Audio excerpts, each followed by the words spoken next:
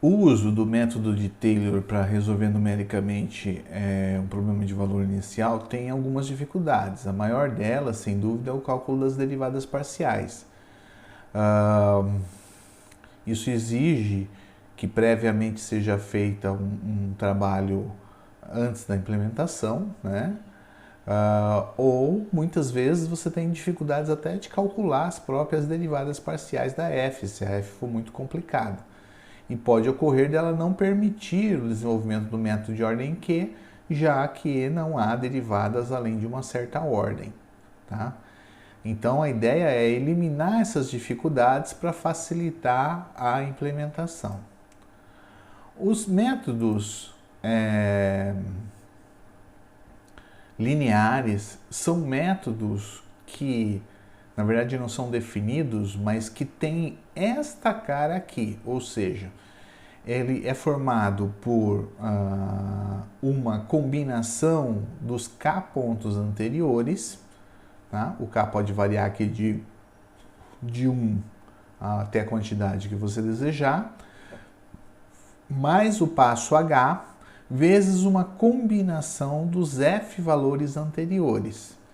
Então, se você considerar aqui, ó, quando a gente estava trabalhando com aqui esse desenho, o método de Taylor, a gente utilizava apenas o ponto e o valor anterior para calcular o próximo. Num método linear, você pode usar mais do que um. Você pode, às vezes, para calcular o segundo, você pode usar os dois anteriores, ou os três anteriores para calcular o quarto, e assim por diante. Ou seja, a fórmula pode envolver todos esses termos. Observe que essa expressão aqui, ela não define quem são os alfas e quem são os betas. Os alfas e os betas têm que ser determinados de forma coerente. Tá? Ela apenas dá um formato para identificar um método chamado de método linear. Ou seja, ele envolve apenas os valores do y e os valores da função aplicadas no ponto xn, y de n, xn mais 1, y de n e assim por diante. Tá? E eles calculam o passo seguinte. Aqui eu não posso ter alfa 0 e beta 0 simultaneamente nulo ao mesmo tempo, né? Porque senão eu não estou considerando o ponto n, então aí eu não tenho um método de passo k. Bom, eu digo que esse método é explícito se esse coeficiente que aparece aqui, observe que eu estou usando o f de n mais k, que é usa o próprio valor de yn mais k. Quando eu uso o próprio y de n mais k, o método é dito implícito. Então, se o beta k for diferente de zero, ele é implícito. Se o beta k for zero, ele é chamado de método explícito, porque eu não preciso do próprio método para calcular o valor, né? Do próprio valor da função no y de n mais k para calcular o y de n mais k. Bom, se o k for 1, eu digo que ele é um método de passo simples, ou um passo, né? Se o k for maior do que 1, então ele é dito de passo múltiplo ou k-passo, tá? Em geral, passo múltiplo.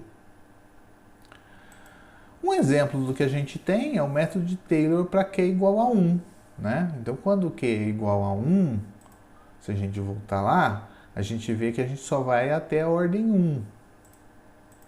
Deixa eu ver se tem alguma expressão aqui um pouco mais. Essa expressão aqui é melhor, né? Ó, então, se eu vou até a ordem 1, quer dizer que o meu Q aqui é sempre até Q menos 1, né? Se o Q é 1, eu vou até 0. Até 0 é esse cara aqui. Então, eu paro nesse ponto. Eu só tenho y de n mais 1 igual a y de n mais hf de n. Então, você observa que essa é uma expressão que tem esse formato aqui dos métodos lineares. Porque ele envolve aqui o k igual a 1, tá? Eu só tenho o alfa 0, y de 0, né? Então, o alfa 0 é 1, o y aqui no ponto anterior é o meu y de n, né? Não y0, y de n, tá? Esses aqui não existem porque o k é 1, h vezes uma constante vezes o f de n, né? Então, aqui você vê que a gente tem exatamente isso, né? Opa, acho que eu apaguei o errado aqui, né? Ó. Então eu tenho aqui exatamente isso, ó. Eu tenho o alfa 0 igual a 1, o y de n, mais o beta 0 também é 1, h de f de n, tá? Então é um método linear de passo simples e é um método explícito. Esse método, na verdade, ele foi descoberto há muito tempo antes por Euler, né? Então é chamado de método de Euler para resolver uma equação diferencial. O método de Euler é o método mais simples e mais fácil de ser aplicado, mas por outro lado é o mais impreciso. Então, se você pegar aqui, considerar o mesmo problema que a gente trabalhou antes, né? Usando agora o método de Euler, o nosso método de Euler é simplesmente o ponto anterior mais h vezes o f da função no ponto. Então, eu tenho aqui os meus valores iniciais, esse aqui é a minha região, meus pontos onde eu quero calcular a função. Então, eu calculo a função aplicada nesses dois pontos dá zero. Então, quando eu pego o y de n mais h vezes o f de n, no próximo ponto é 2. Então, eu ponho 2 aqui. Agora, calculando com x1, y1 na função, dá 0,1. Então, dá 2 mais h vezes esse cara, vai dar 2,01. Aqui volto para cá, aplico agora no x2, y2 na função. Agora eu pego y2 mais h vezes f de 2 e eu tenho 2,029. Então, esse é o nosso último ponto. Então, portanto, a minha solução usando o método de Euler é esta daqui. Se a gente comparar, a gente vai ver que essas são as soluções que nós encontramos. Nós temos aqui o valor da Taylor de ordem 3 que a gente fez anteriormente. Nós temos o valor da solução exata, né, analítica, e essa foi a aproximação de Taylor. Você vê que a aproximação de Taylor ela é bem ruinzinha, né, vamos dizer assim. É a aproximação cuja ordem, cujo erro é bastante grande, tá? Mas ela é extremamente simples e extremamente fácil de ser usada. Uma segunda variação que a gente pode obter é a chamada regra do ponto médio, né? O método do ponto médio. Tá? Esse é um método explícito de 2 passos. Né? Então, para obter esse método explícito de 2 passos, o que a gente faz é considerar as expansões de Taylor da minha função, da minha y, em mais h e menos h. Então, a expansão em mais h é y de n de x, mais h, derivada primeira em xn, mais assim por diante. Né? Quando eu pego menos h, as potências de ordem ímpar vão ficar com sinal negativo. Né? Portanto, se eu subtrair essas duas, vai desaparecer esse termo constante, vai dobrar essa derivada primeira e vai desaparecer a derivada de ordem 2. E a partir dali fica a derivada de ordem 3, ou seja, só vai ficar com as derivadas de ordem ímpar da minha y. Tá? Então, subtraindo, fica 2 vezes h vezes a derivada primeira, mais 2 vezes h ao cubo sobre 3 fatorial da derivada terceira. O que a gente faz para obter a regra do ponto médio é cortar a partir daqui. Né?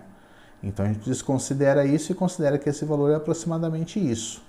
Como a derivada da y é a f no ponto xn y de n, eu tenho que y de n mais 1 é igual a 2hf de n mais y de n menos 1.